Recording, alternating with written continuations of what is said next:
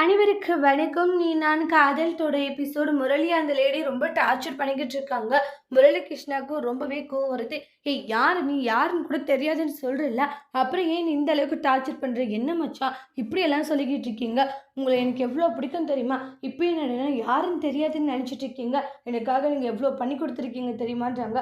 சாப்பிட்றதுக்காக ஆம்லேட் எல்லாம் போட்டு ஒரு மாதிரி பண்ணி தருவீங்களா? அது மாதிரி பண்ணி கொடுங்க மச்சான்றாங்க.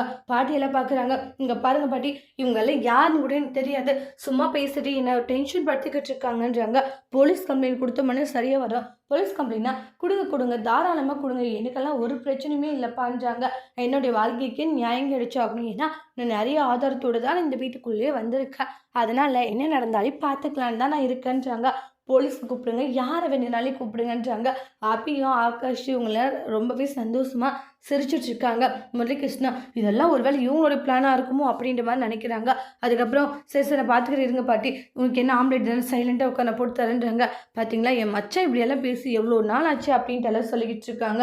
அந்த இடத்துல முரளிகிருஷ்ணா ரொம்ப கடுப்போடு தான் அது எல்லாமே பண்ணிக்கிட்டு இருக்காங்க.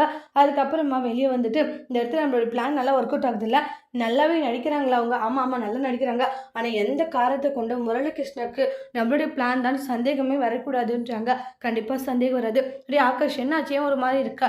அஞ்சலி அக்காவுடைய வாழ்க்கையை நினச்சா ரொம்ப கவலையாக இருக்குது. போயும் போய் அவனை நம்பி அஞ்சலி அக்காவுடைய வாழ்க்கையே போயிடுச்சு.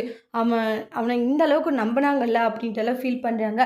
டேய் அதெல்லாம் ஒன்றும் இல்லை, விடுற பார்த்துக்கலாம். நீ ஏன் இவ்வளோ ஃபீல் பண்ணுற? ஃபீல் பண்ணாது வேறு என்னென்ன பண்ண முடியுன்றாங்க. அவ்வளோ கஷ்டமாக இருக்குது தெரியுமா நினைக்கும் போதேன்றாங்க. ஒன்று போனால் ஒவ்வொரு பிரச்சனை வந்துக்கிட்டே இருக்கா அப்படின்ட்டு ரொம்பவே எமோஷனலாக பயங்கரமாக ஃபீல் பண்ணுறாங்க. எல்லாமே சரியாகிடும், பெருசாக எதை பற்றி நினச்சி கவலைப்பட வேண்டாம் அப்படின்ட்டுலாம் ஆறுதலாக பேசிகிட்டு இருக்காங்க. என்னதான் ஆறுதலாக பேசினாலுமே என்னால் அதை ஏற்றுக்க முடியல. ஏன்னா உன்னால் ஏற்றுக்க முடியல? சொல்கிறேன் இல்லை, வர பிரச்சனைகளை சமாளிச்சுக்கலான்ட்டு. அப்படியே இந்த அளவுக்கு ஃபீல் ஆகாத அப்படின்ட்டு சமாதானப்படுத்திட்டு இருக்காங்க. அதுக்கப்புறமா பார்த்தீங்கன்னா இந்த இடத்துல அபி ரூமுக்கு ரொம்ப சந்தோஷமாக டான்ஸ் எல்லாம் போட்டுக்கிட்டு இருக்காங்க.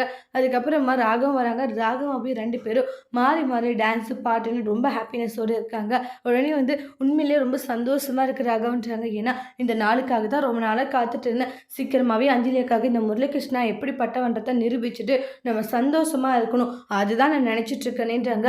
கண்டிப்பாக நடக்கும் அப்படின்ற மாதிரி சொல்கிறாங்க. அதுக்கப்புறமா அப்படின்றாங்க எனக்கு தூக்கம் வருதுன்றாங்க. ரகம் நீங்கள் மட்டும் அந்த முரளிகிருஷ்ணாவை என்னையும் கம்பேர் பண்ணாத நீங்கள் பேசியிருந்தீங்கன்னா இந்நேரம் நம்ம சந்தோஷமாக இருந்திருக்கலாம். என்னையும் அவனை கேவலமாக நினச்சிட்டீங்க நீங்கள் அப்படின்ட்டுலாம் மனசில் நினச்சி அபி கவலையோடு இருக்காங்க. ராக அபி பேசாத பொழுது ஃபீல் ஆகுறாங்க. அதோடு இந்த எபிசோட் முடிச்சிருக்காங்க. தேங்க்யூ.